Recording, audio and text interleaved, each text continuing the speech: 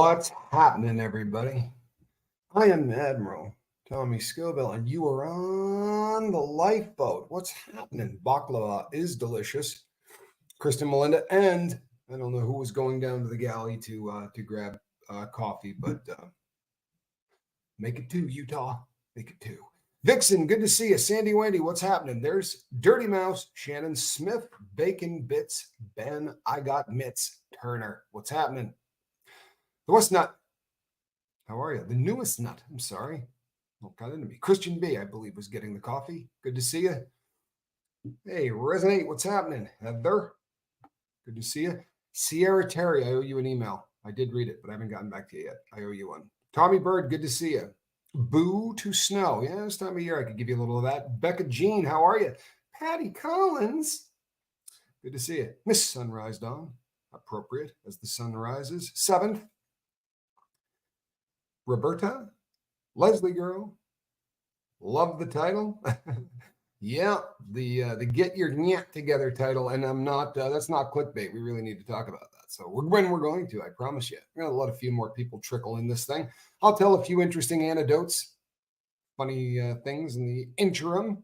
Go from there. Do you know what? Well, anyway. Hey, Casey, good to see you. Cooking with a grandma, Subi. Okay, now we're getting up there where we can start. Had to wait for Subi. Now we can kick this thing off, or close to it. We'll start the ball rolling and then sort of go from there. If you've been gone a while, you may not have noticed, but I took a bit of a hiatus away from the boat for medical reasons more than anything else, and the captain this morning is gone for medical reasons. He is getting his grill hammered out today, which I'm pretty damn happy about, if you want to know the truth. And I'm sure all of you are. When Spanky was having problems, I swear to you, we did the Mr. Wolf thing as fast as we could. We got the everything that needed to be done to get the insurance. What we didn't get is the damn insurance card. And until he got that, no one was willing to take his stuff. So it's one of those situations that as a dad, it's really kind of a bummer. Where's Tommy?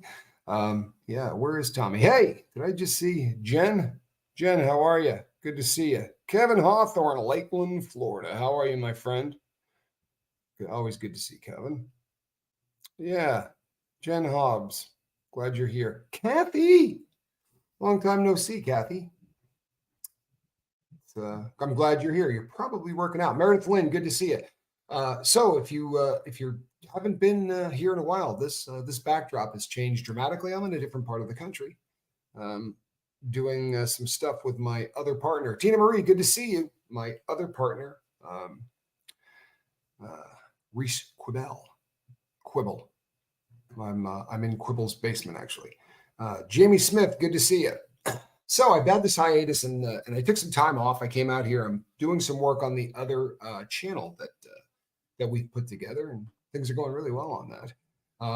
But it's I'm a little bit healthier. I'm a little bit healthier. Hey, how are you, my brother? Good to see you. I hope things are good where you are. I know we're getting closer to fatherhood.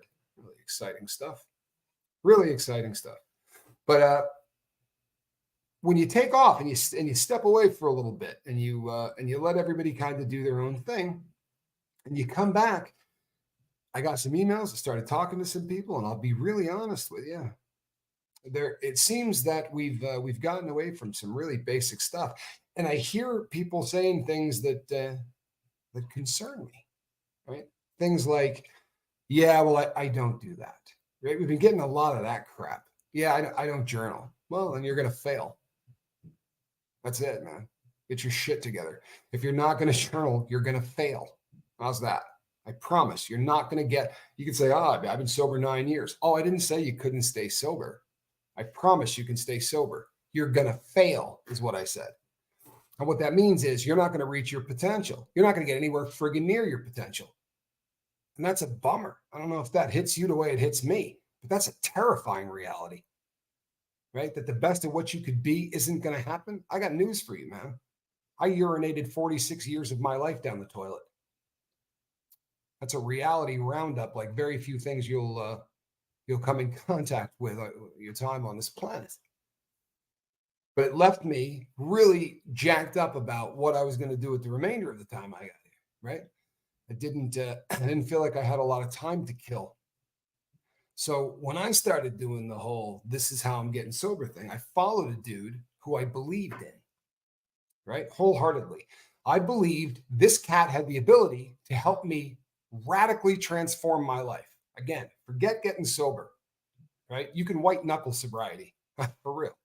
I know people that do it. You can sit at home and go, "Oh, I'm sober," right? You can do that for the rest of your life. That's not. I don't tip my hat to that. I'm talking about radically transforming rather your life, everything about it, radically changing who and what you are. Right? If you're going to do that, then you kind of have to go all in. Now, you've all heard me talk about my mentor, right? My mentor's name was Q, and I did what he asked me to do. Now, I bucked along the way because I was new at listening to anybody, right? But I bucked along the way, and I said things like, "Yeah, I'm not much of a journaler." And he's like, "Yeah, you've not been much of a success. Start journaling." I did. Things have gotten a crap load better. Q is good. I have not spoken to Q, but my understanding is from things he's told me that we're very close. And I don't know, I wouldn't be surprised if he got on the phone and sounded like this, right? Perhaps that's what he's going for. We communicate regularly, several times a week, sometimes 3 times a week, but it's not the same. But he's doing well. I journal a lot. How do I explain to someone that it can make a difference in your life? Well, you know what did it for me? Honestly, I started to do a lot of reading about people who were successful. I started to study successful human beings. I started to read biographies, right, of people that hit it out of the park, right? Guys that went yard. On life's report card, these people got A's. And you know what? Every friggin' one of them journaled. There's nobody that is wildly successful at what they do who does not journal, right? They always do it. So it seems to me that this is something that should jump off the page at everybody. I realize that it's weird that I've got to point this thing out, but I'll tell you what, start a little earlier in the whole process, because the first thing that my mentor told me was, if you want to radically transform your life, you're going to have a friggin' routine.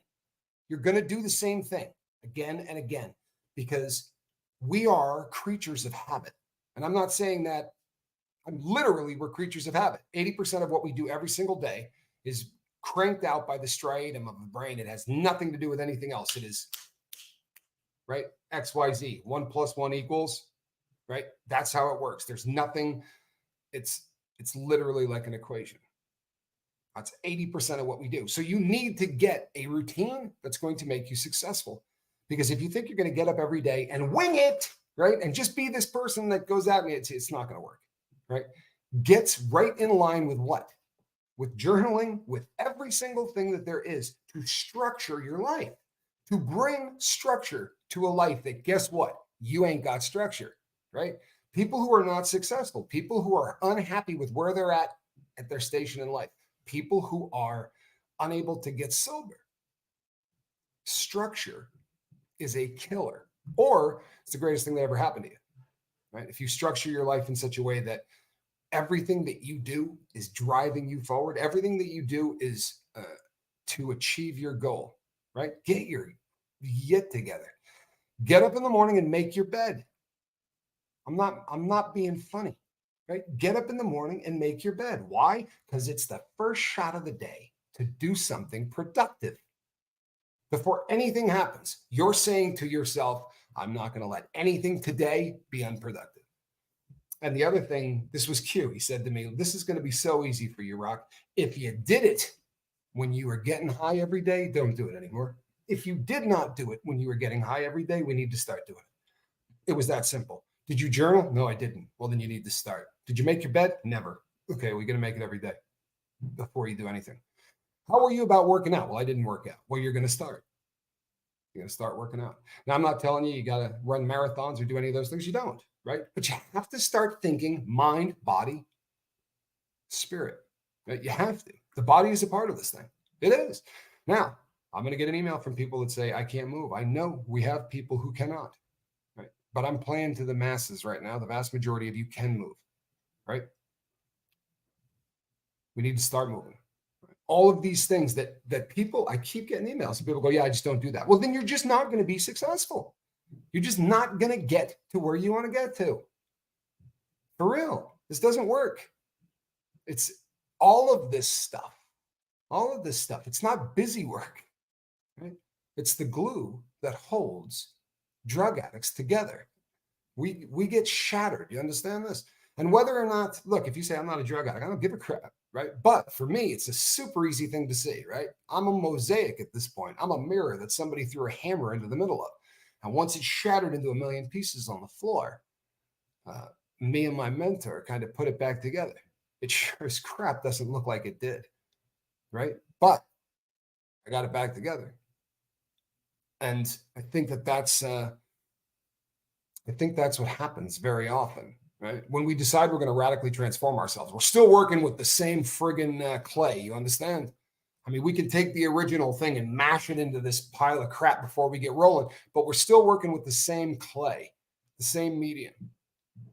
So you better pulverize it before you start again. If you leave stuff behind, things don't go well, right? Another thing that we get constantly, what are you doing to change yourself? Well, I quit drinking completely.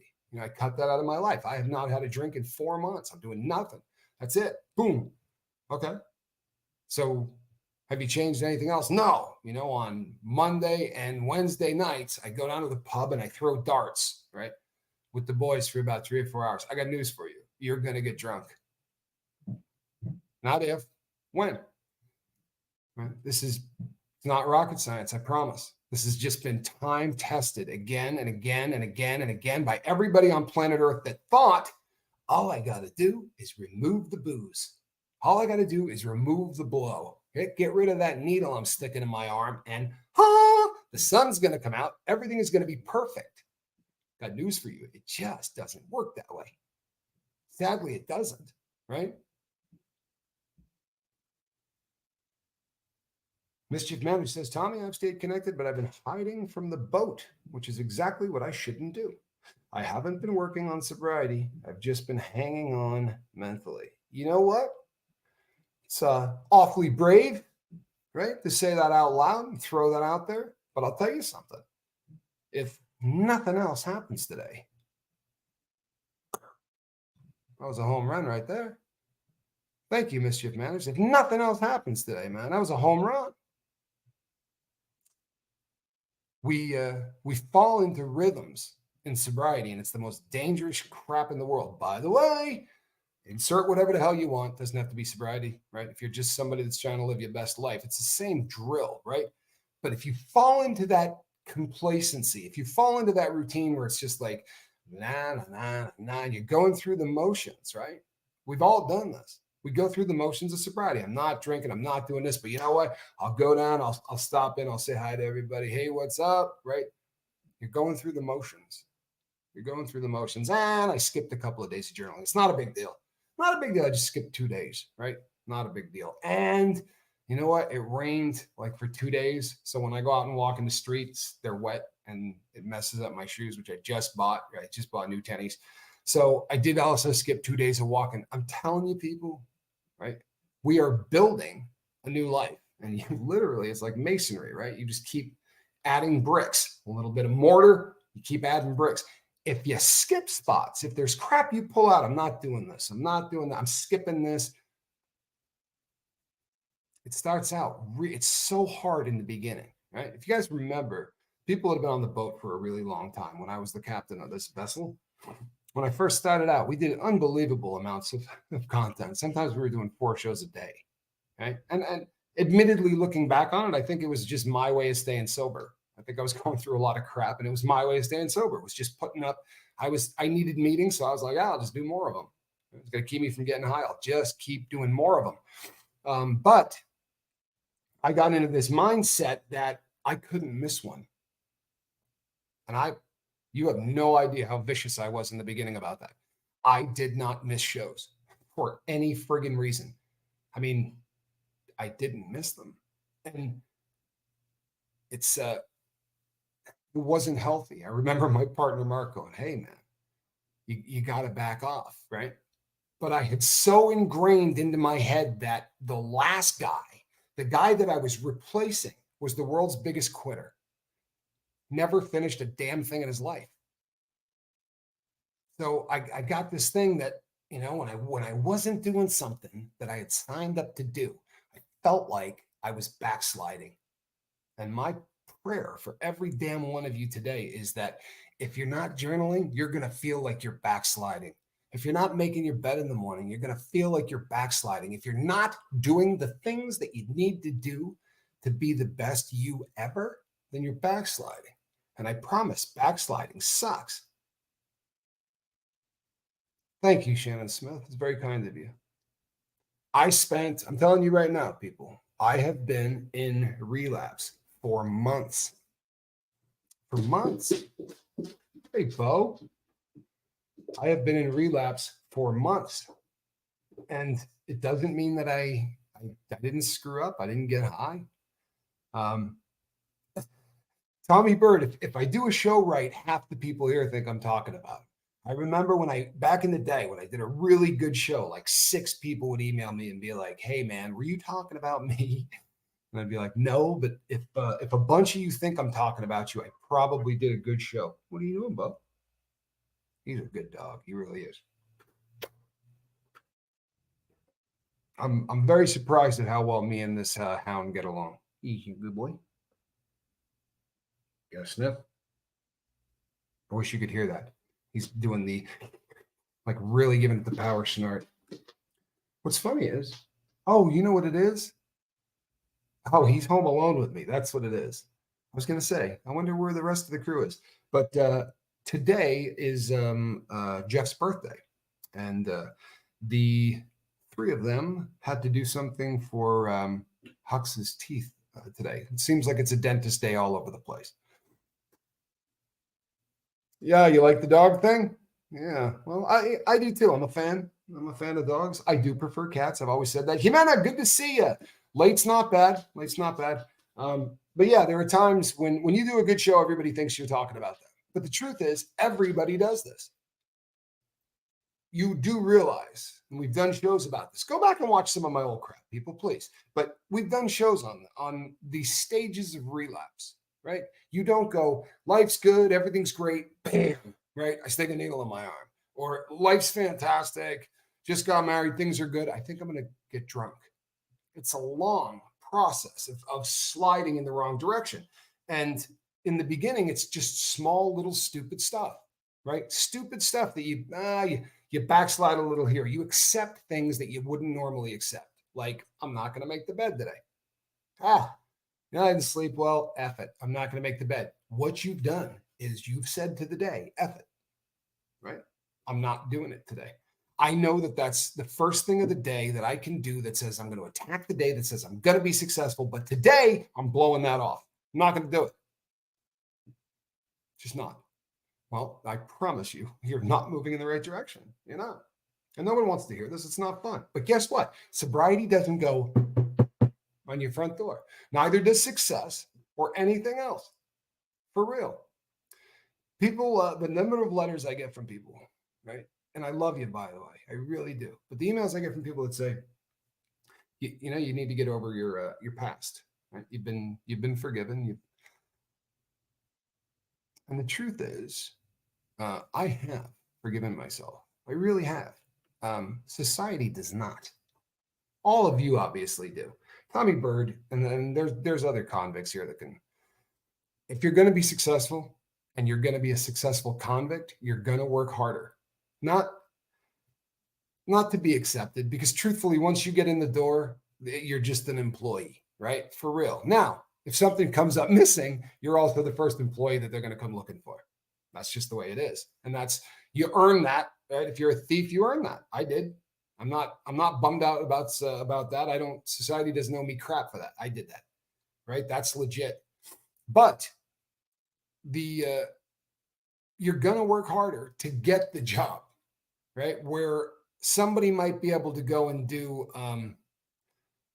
you might just be able to go and put in 2 job applications, right? And pick from them. A convict is going to put about 25, 30 job applications in before anybody hires them, because 9 out of 10 of them will not even read it if you're a convict.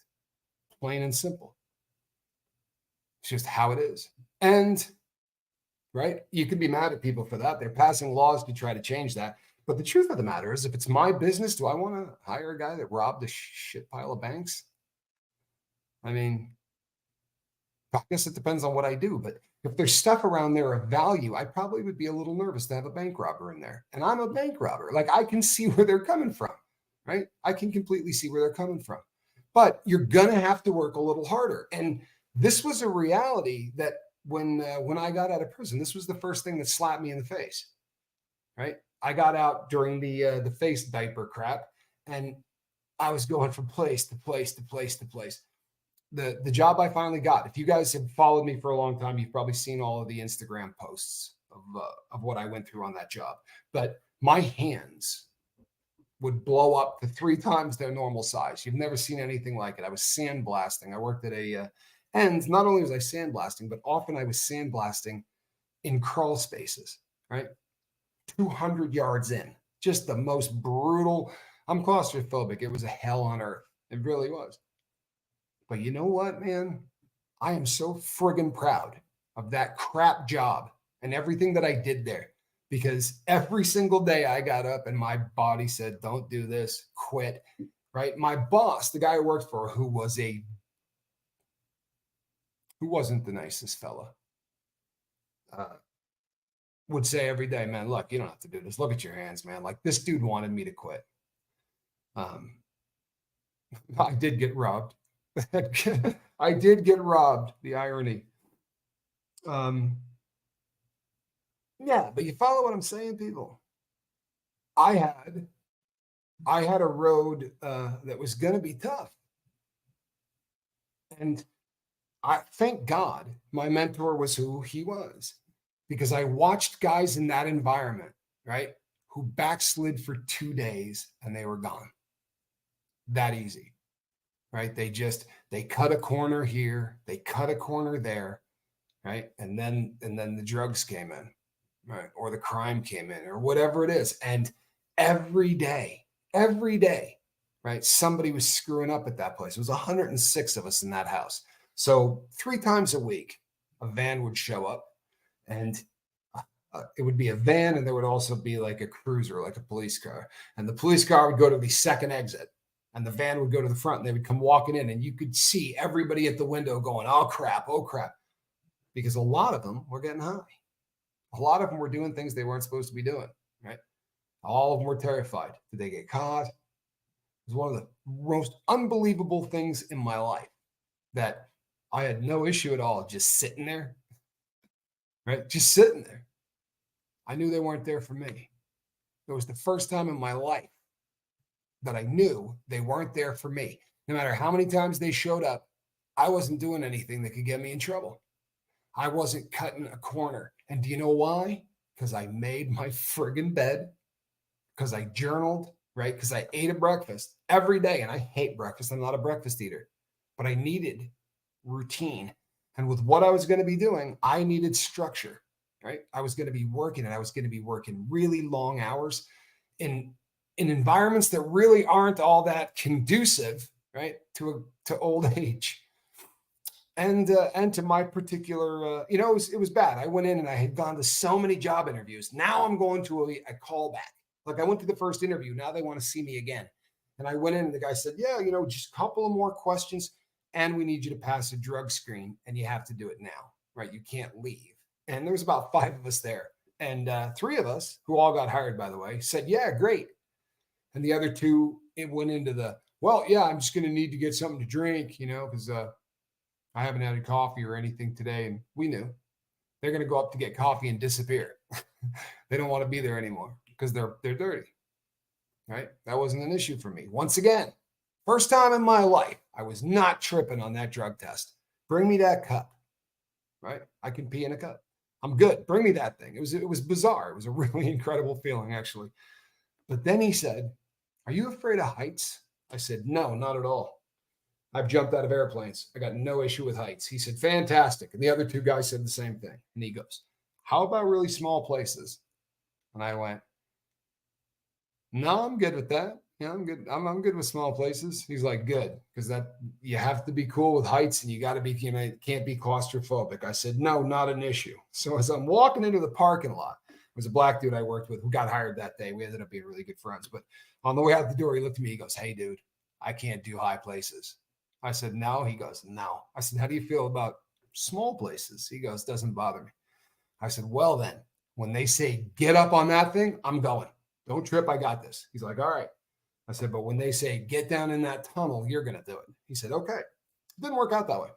What they said was, "You two, get up there. You two, get in that tunnel." Actually, it was three of us, and we were nobody ever got to hang out on the outside. You were always sort of, except the guys who were on the outside were usually really big, right? These were guys that had been working there a long time and maybe a little too thick to get through some of those tunnels.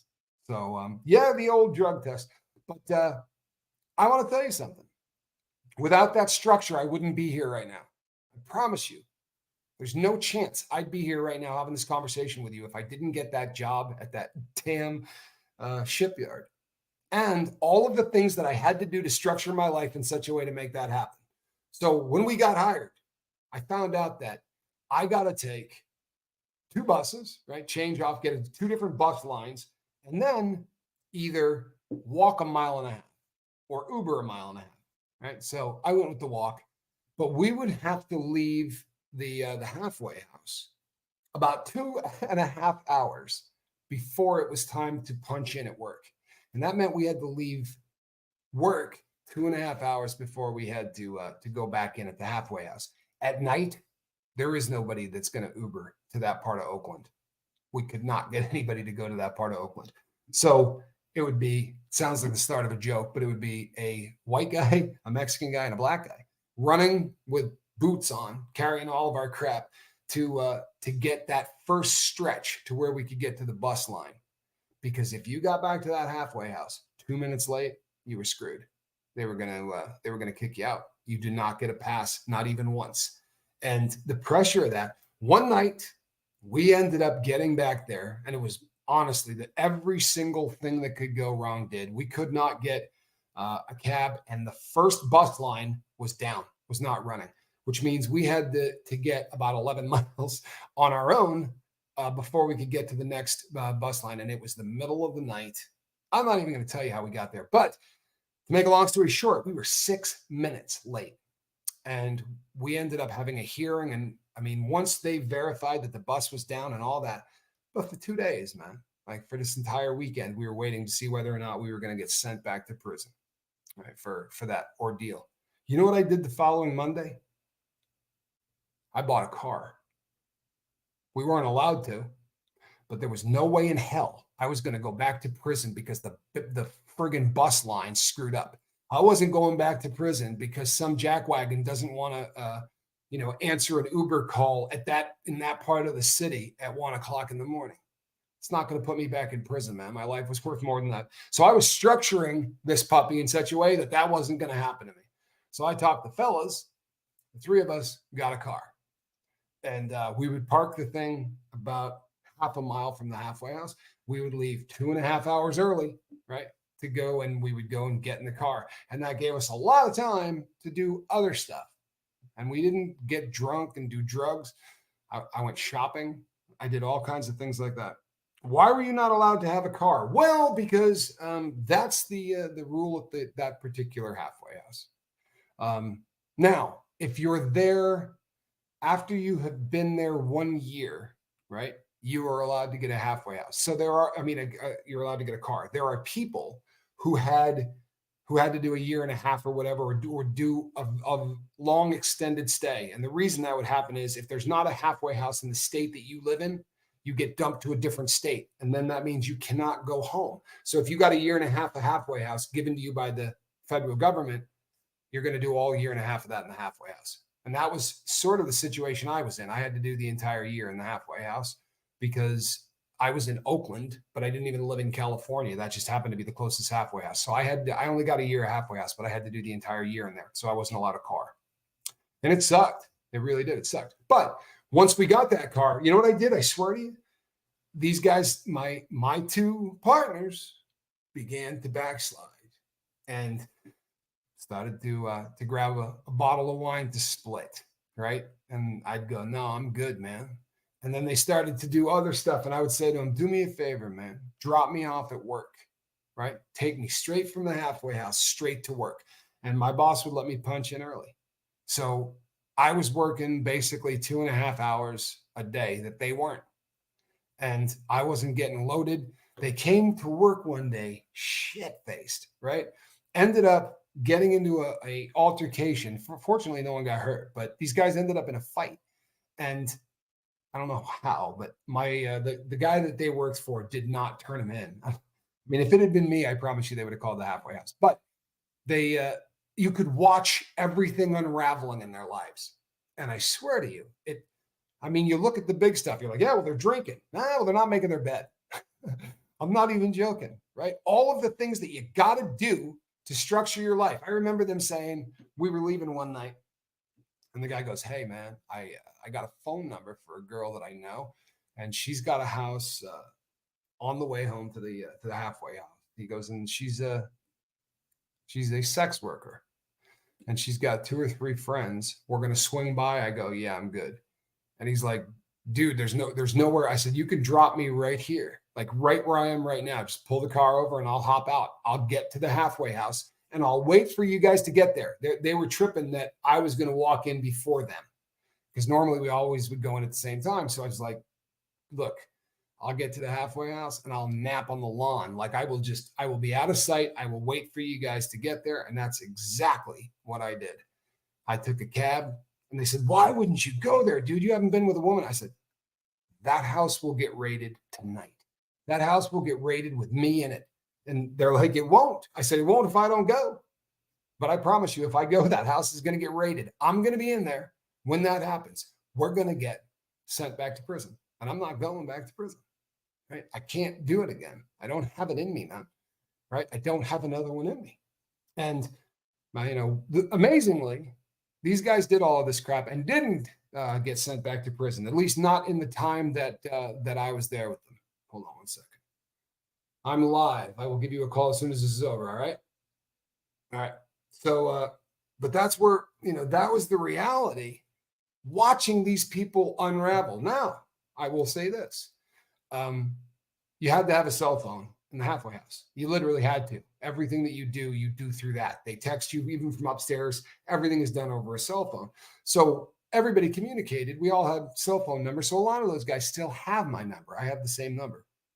And the black dude, I've never heard from again, but the Mexican guy calls me all the time.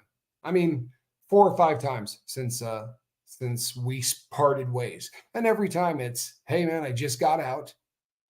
They've given him a ton of chances. He's gone to county jail, got kicked back out, did a violation with the county jail, got kicked back out. Again, that's not the way it ever worked for me. I would have got sent back to prison. But it starts out with, what is your friggin' plan?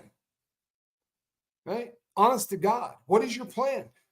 People come out, I'm trying to get sober. I'm trying to change this. I've been, my struggle is with food, or my struggle is with sugar, or my struggle is with the phone, right? The internet, whatever. No plan whatsoever, right? You'll plan a fishing trip for 2 weeks, but you won't plan what you're going to do to change everything about yourself to become a new you. No plan, just sort of winging it. Well, I'm going to get sober. Do you have a plan? No, I'm going to stop drinking. That's not a plan. That's not a plan. For real. But that's what you're going to do. That's the goal, right? The plan is, I'm not going to go to any of the places I used to go to. I'm not going to hang out with any of the people I used to hang out with. I'm going to have 5 people who, if I find myself in a pinch, really feeling like I'm going to lose it. I'm going to call one of those 5 people. And they've all agreed that they're happy to take that call, help talk me off the edge, so to speak. Right?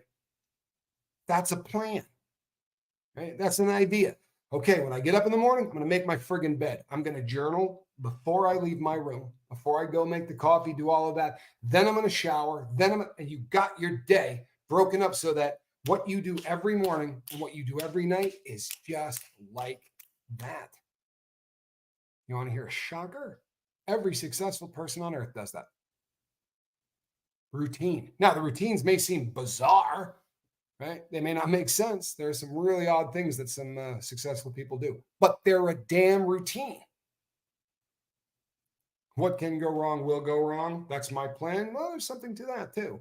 I mean, I know Murphy, right? I know that cat well. The trip to get here, you have no idea. You have no idea. Murphy wasn't just there. He was trying to sleep with me. Yeah, badly.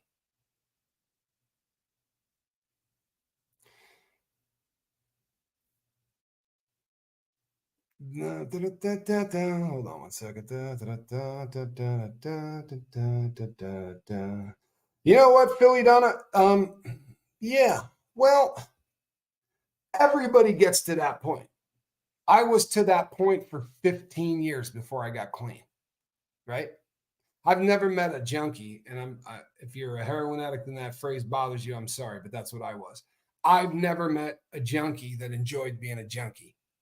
I've never met a junkie that didn't say, I'm planning on quitting tomorrow, right? Or I'm going to kick. And they've always got a plan. They got to tell you when they're going to kick, right? Every time I would see any of them, they'd be like, oh yeah, I'm kicking this summer, man. Like I'm going to shoot dope until June, but I got some people coming in and I've got this whole plan laid out. Everybody who's addicted had a plan for when they were going to kick. Nobody likes it.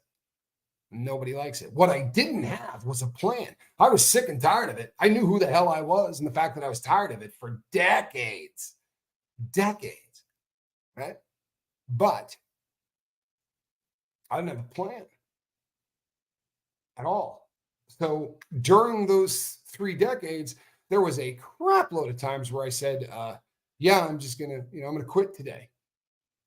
And I might make it 24 hours. I might make it 48. I might make it 72. There was a couple of times that I'd make it a week or two. There was a time or two where I got on methadone and I might have made it a year, right? Or 2. Do some people just addicted to the lifestyle? But yeah, absolutely. And it depends on what you're addicted to, right? So if your drug of choice is heroin, the lifestyle that goes along with it usually is not something that most people would consider an addicting lifestyle because it's a lot of downtime, it's a lot of waiting in parking lots, and it's a lot of nodding out, right? So there's not a lot going on to get addicted to aside from the drug, if that makes sense, right? However,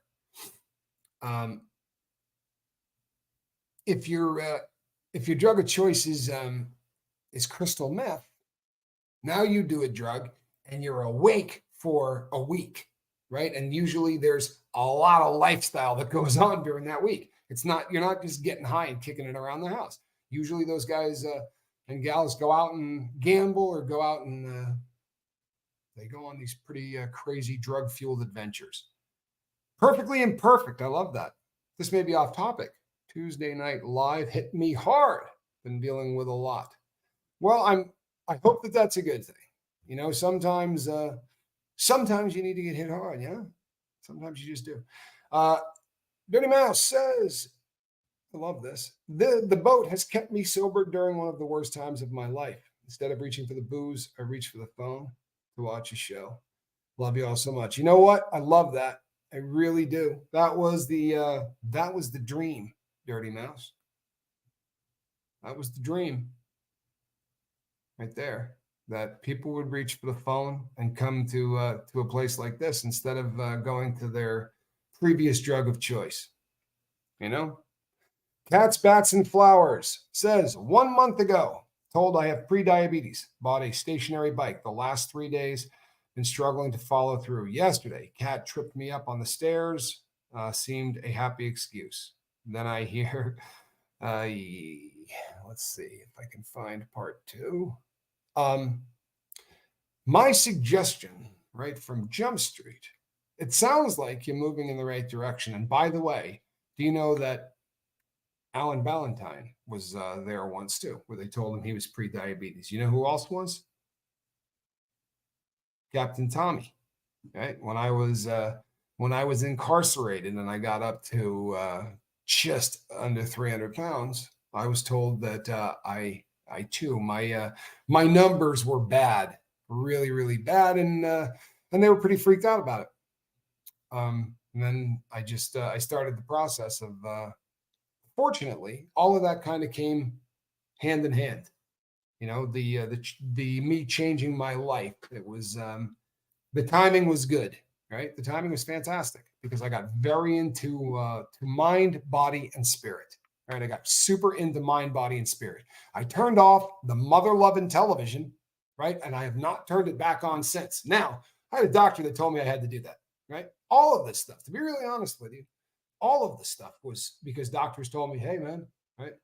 Would you like to continue to live? Okay, well, here's what you need to do," and that's a great motivator. I promise you it is. Kathy, I'm so glad that you caught this show. She says it's random that I caught it. Well, I'm glad that you did. And you know what? Can someone put Kathy's link up in the one of my wrenches? Cats, bats, and flowers. You are going in the right direction. And what I want you to really concentrate on, right, is that you do not have to eat that entire thing, right? How do you eat an elephant?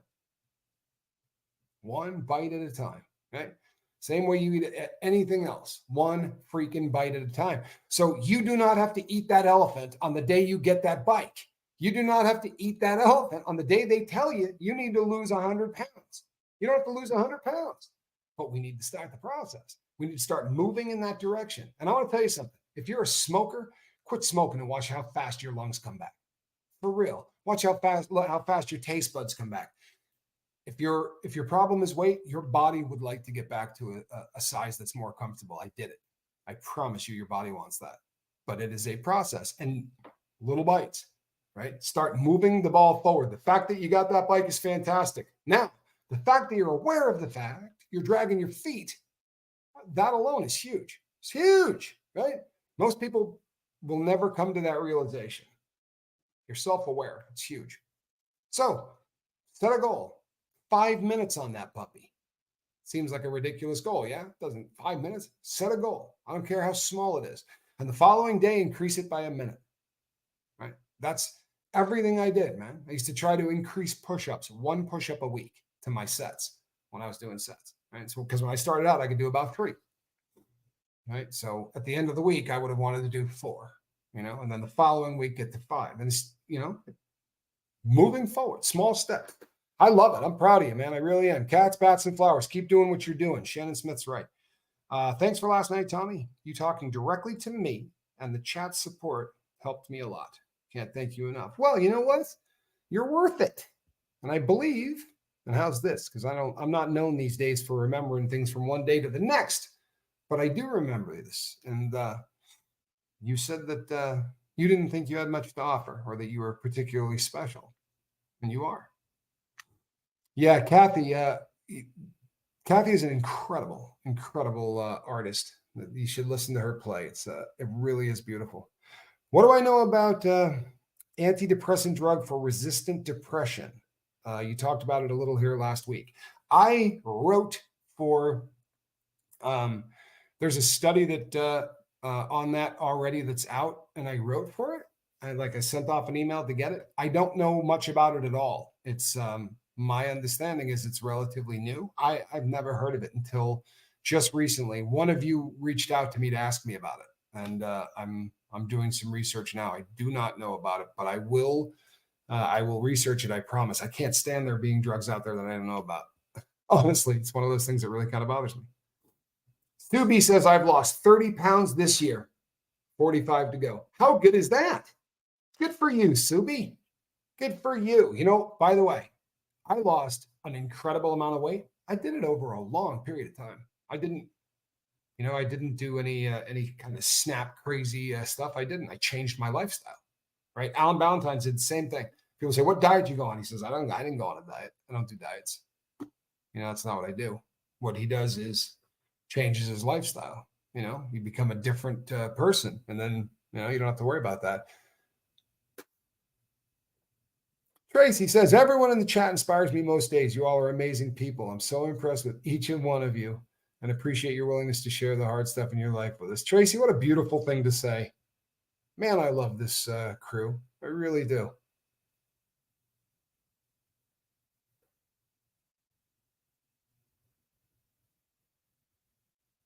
Oh, Philly Dunn, I'm sorry to hear that, man. That's tough. Boy, that's tough.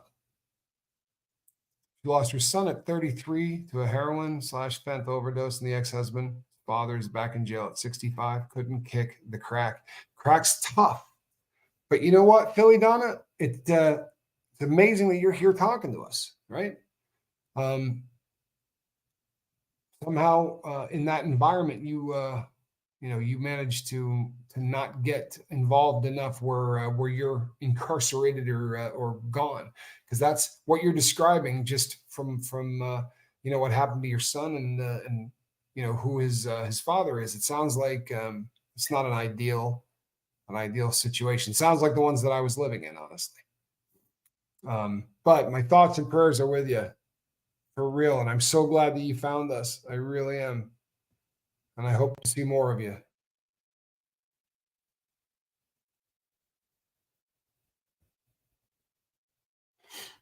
Yes. See that? You're worth it. Please stick around. You know something? That's awesome. You see this? No joke, people. I have started by walking around my kitchen island while my coffee is in the microwave. Booyah. My friend, who I will have on the boat, he drives a truck, so he's a long haul trucker. I did time with him. We were incarcerated together. Good dude, really, really a good dude, and he lost hundreds of pounds. Hundreds of pounds. I'm not exaggerating in any way, shape, or form. He was massive, and he lost hundreds of pounds. When he started working out, I would walk by his cell and he would have his arms out doing this, and guys would just start laughing and, hey, what's up, Jane Fonda? And he would just keep doing his stuff and keep doing his stuff. And he started out so small that I thought to myself, this isn't gonna amount to anything. But within a week, the top tier of our prison, if you walked it, was a football field. It was literally 100 yards if you walked it in a circle. And he just started walking one morning, and I bet he walked for an hour and a half. And it wasn't particularly fast, but he just kept going. And I remember like 6 or 7 months later stopping him and saying, you have any idea how much faster you walk this now than you used to? I mean, it's got to be like 10 laps to 1 to what he had done. But then I would walk by his cell and he's in there doing push-ups and burpees, and but it started out, the only thing he could do was rotate his arms.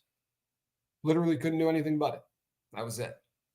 But that boy was not going to take no for an answer. And the way he said it to me, he's like, no, man. He's like, I'm too close to the gate. I need to lose like 200 pounds. I went, well, good luck with that. I just didn't.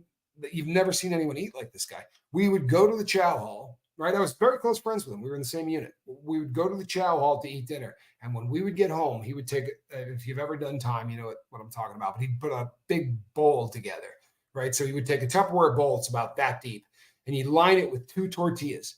And then he would put in a half a bag of chips. And then on top of that, he would put refried beans. And then they call it, it's not meat, it's a soy thing, because we don't have refrigeration, but it's like a soy meat product. So he put meat over the top of it, then cheese, and he would make this huge thing that had to weigh 2 pounds, and he would eat one every single night after dinner before he went to bed. And I watched him do that for like a year and a half. He had to be crushing 5,000-6,000 calories every single night right before bed. And I did not think there was a chance this guy could have done that. You know what, Philly Donna, we love you too. And you know what? The crew has a way of keeping people strong here. It's a beautiful thing. It really is. Hold on a second. Kathy, I am so sorry to hear this. Some of you have followed that my sister is in a cult, and disconnected a while. Over the last 3 years, things got better. The cult found out and forced her to disconnect from me again. That's horrible. And I'm so sorry to hear that. There's nothing in the world worse than than disconnection.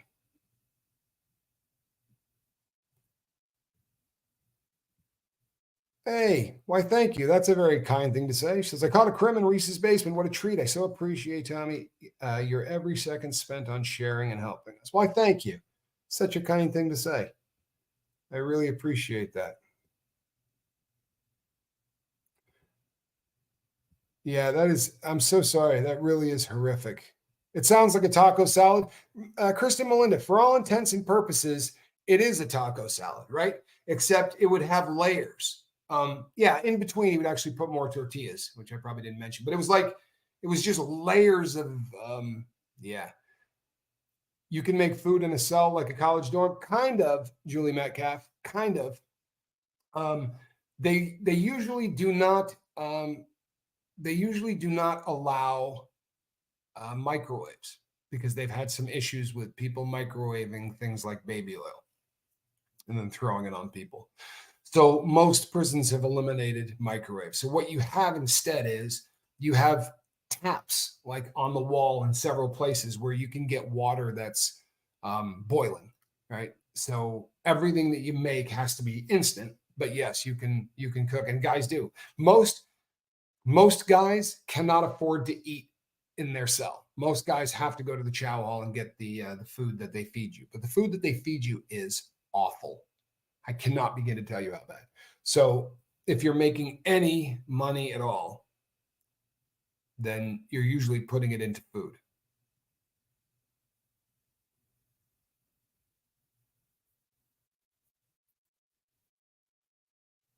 Tommy Bird, thank you. Tommy Bird says the lifeboat crew has made me a stronger person for certain. And honestly, it's been a huge and massive positive influence and force in my life. Mine too, man. Mine too. I, honest to God, the crew of the lifeboat has done miracles for me. Yes, cheese. Yep, they don't. Everything is. You can at some prisons you can still get sardines, but you can get fish. If they don't sell sardines, they sell mackerel, jack mackerel, things like that. I survived on fish for the entire time I was in. That was my. I ate fish every single day, unless I was in the segregated housing unit. If I was in the shoe, I did not. But if I was on a yard, I ate it every single day. I ate mackerel 7 days a week. Ate it every single day. There was about 25 ways I could cook it, right? But I ate mackerel every single day because it was a ton of protein and not a lot of calories. And it was so much better than the crap they were serving down in the chow hall.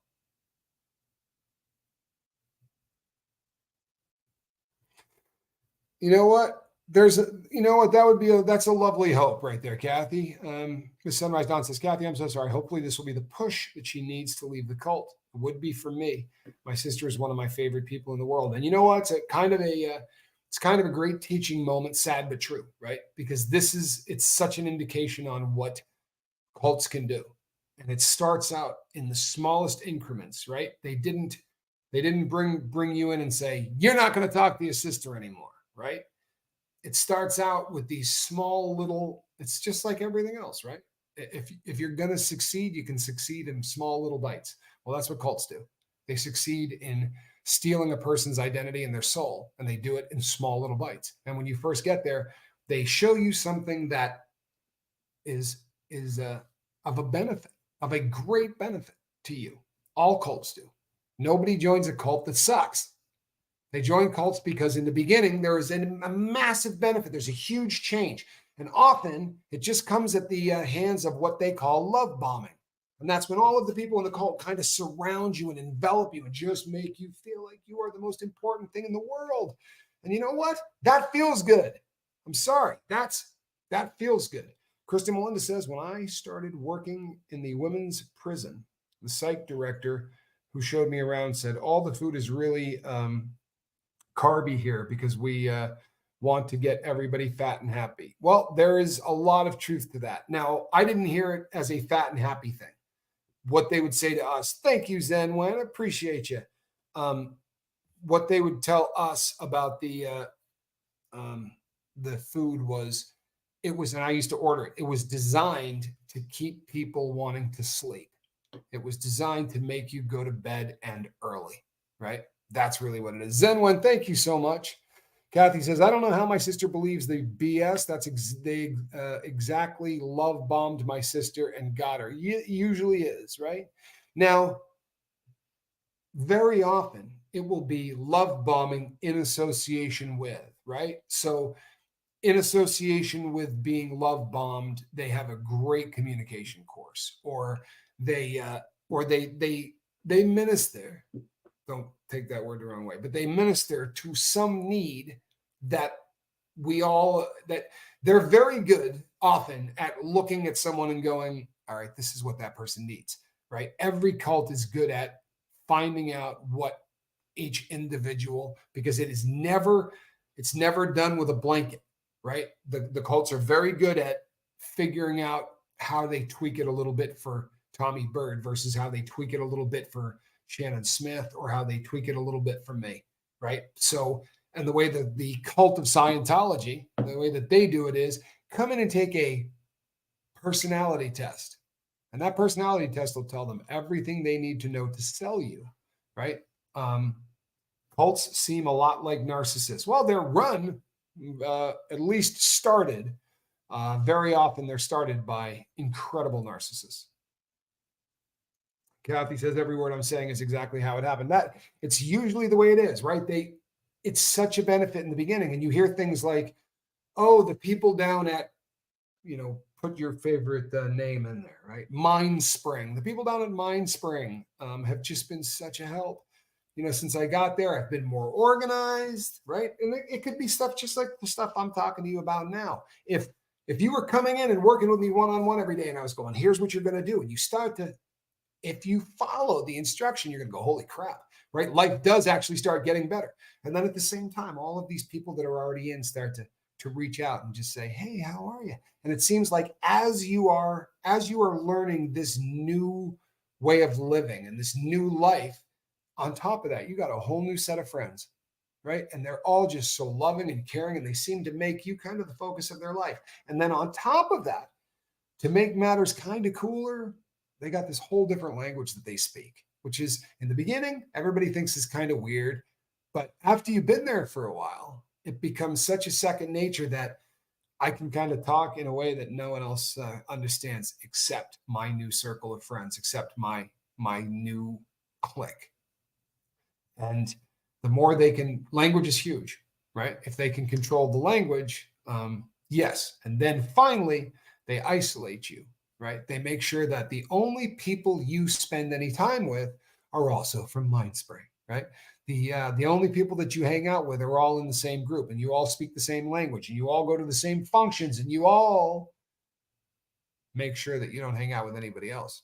So the first time a family member, even, because in the beginning, they don't want you to disconnect because they want to get you. In the beginning, they want to get everybody in your family.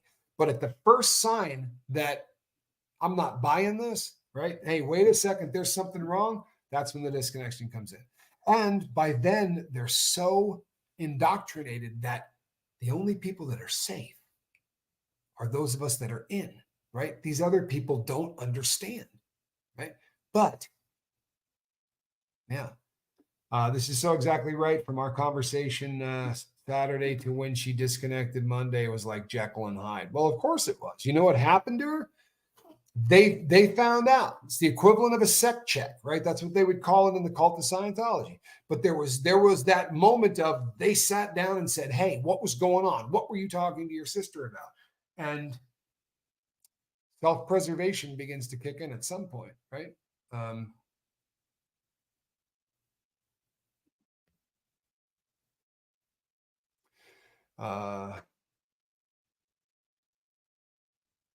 Yeah, cults come at people like they have all of the answers if you just listen to them. Yeah, and you know what?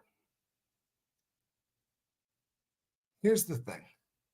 It should be really, really simple.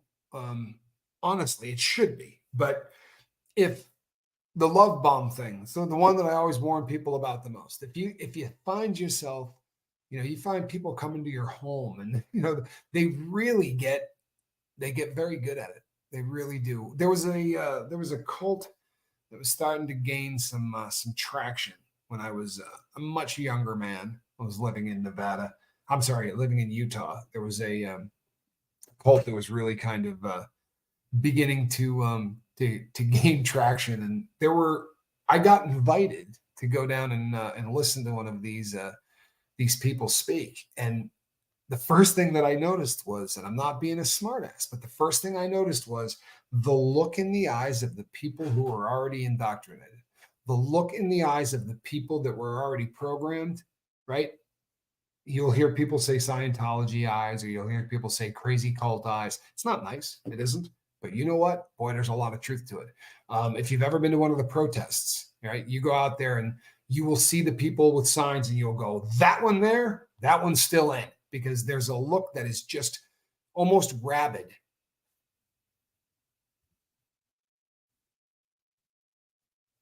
Body illusion, thank you. Yeah. I'm so sorry, Kathy. I really am. But well, and the other one that took a good shot at me was the cult of Scientology. Right? They took a pretty good run at me. They had some OT8s and some famous people to take a good run at me. A friend of mine was dragged into a cult. She was in a very bad place at the time, and they provided the answers she needed to hear. It was hard having her out. She was there for years. Well, Jimena, it sounds like she's out now. Fantastic. I was escorted out of a cult of Scientology org after I took their test. I wrote Xenu on the line for my name. You gotta love that. You gotta love that. That would get you escorted out. I could see that. RM Blake, good to see you, man. Yeah, that's funny, Kristen, isn't it? That is good stuff. The Sandy Wendy says, when I was a teenager, Nichiren Shoshu Buddhists also tried to convert me. There you go. The Krishnas, the Hare Krishnas were really popular for a time in my life too. Might have just been where I lived, but there was a bunch of them around. What would they do if I put L. Ron? You know what? If you put L. Ron Hubbard in there, right? You do know they're waiting for him to come back. Yeah, I'm not being funny. They are keeping his apartment exactly the way it was. His cigarettes, like they're Cools or something, they're traded out every day with a fresh pack. They wash his clothes every day and nothing but water, right? Because he don't like soap or whatever. But they wash his crap every day. Everything they're prepping for him every day to come back, because he, for whatever reason, when he dropped the body, he hasn't decided to let everybody know he's where he is. Kind of shoots I don't know. I would love to do that. There's a very small Dianetics thing here. I haven't been able to go, but I would love to go protest. But the building is falling down. The one in Mexico City that is big. Yeah, that doesn't surprise me.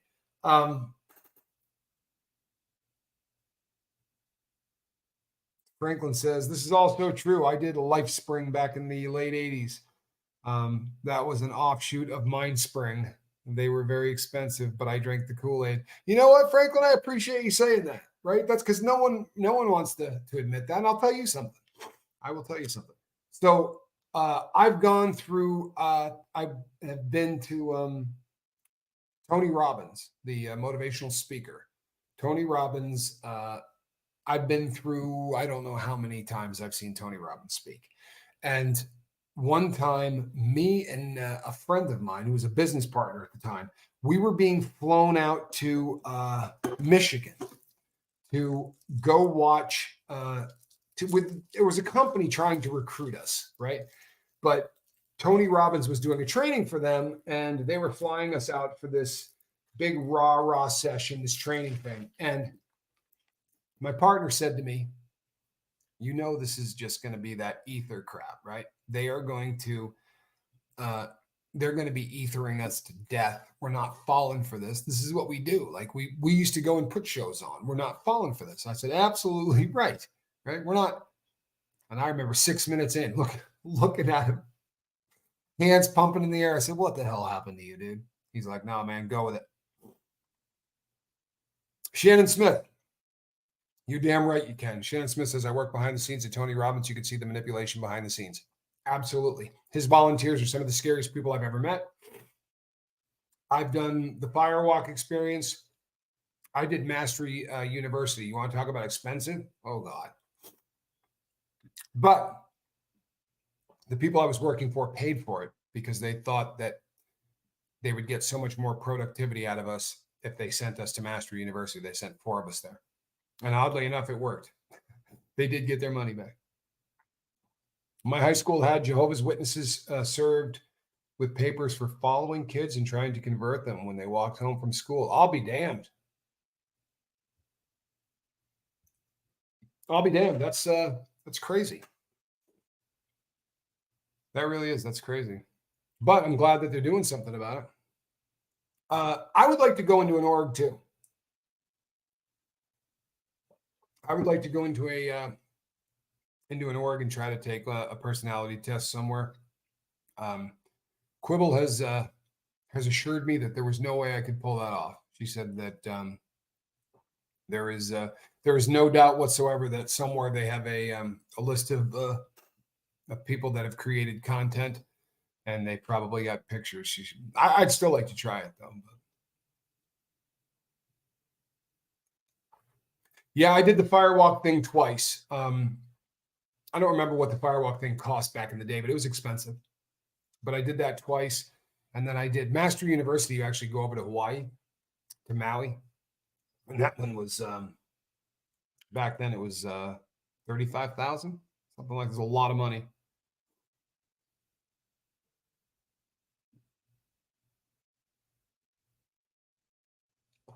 I am on Scientology has thrashed me on a website, Shannon. Yeah, they've made some pretty nasty stuff about me for sure.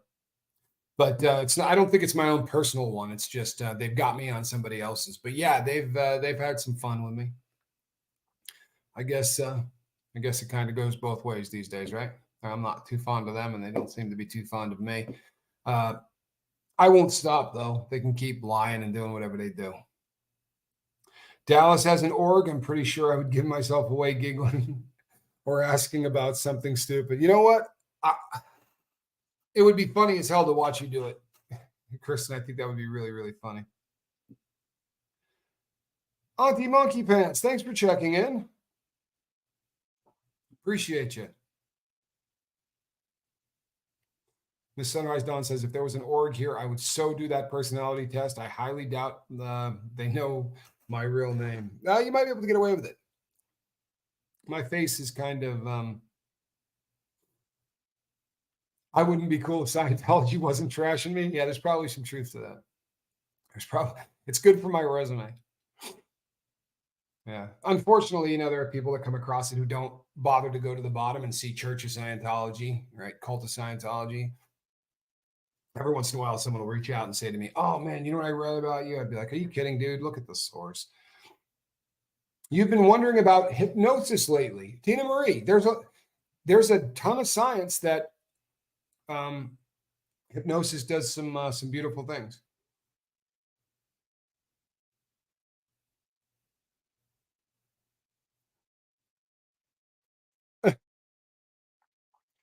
Oh, there you go. Let your junk fall out. That'll probably run them off. That'll run them off.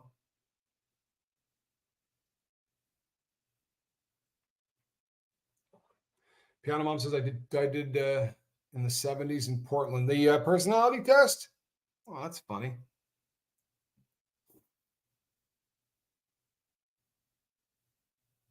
That is hilarious, isn't it? I would letting your house coat fall over so that your junk falls out. I mean, I will run off most people that come to your door. Might bring some back though, too. You never know. Yes, Amanda says, have a great day, all. And I'm going to join her because I've got some stuff I need to do. Big doings today. All kinds of stuff I got to do. Hopefully, I'm going to take them all to lunch for Jeff's birthday after they do the dentist stuff. We will be putting up, hey, Kelly B, I'll be putting up some content on the other channel later today. I want to thank everybody that's been, hey, Auntie Monkey Pants, thank you. I want to thank everybody that's been, that's gone over there to say hello. Really appreciate it. We've had some really great numbers. Yeah, thoughts and prayers for my son, please, and his grill. I'm sure I'll be hearing from him shortly. Thank you, Shannon Smith. It was fun to be here. I do the late night show. If you guys can catch it, I'll be 7:30 California time.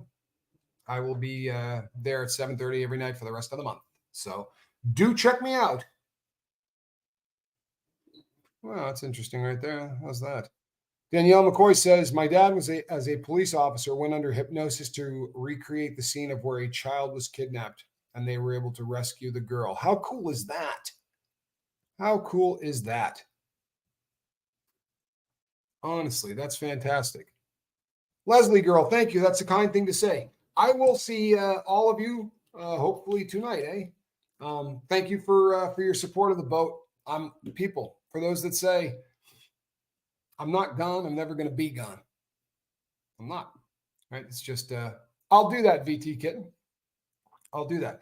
I'm never going to be gone, right? You can't pull the sled forever. It'll kill you. And it was killing me. But I feel really good today. And I'm happy to be back. And I'm happy to be working with you. So we will see all of you on the next one. Lumen, good to see you. See, she's saying she's having her house painted.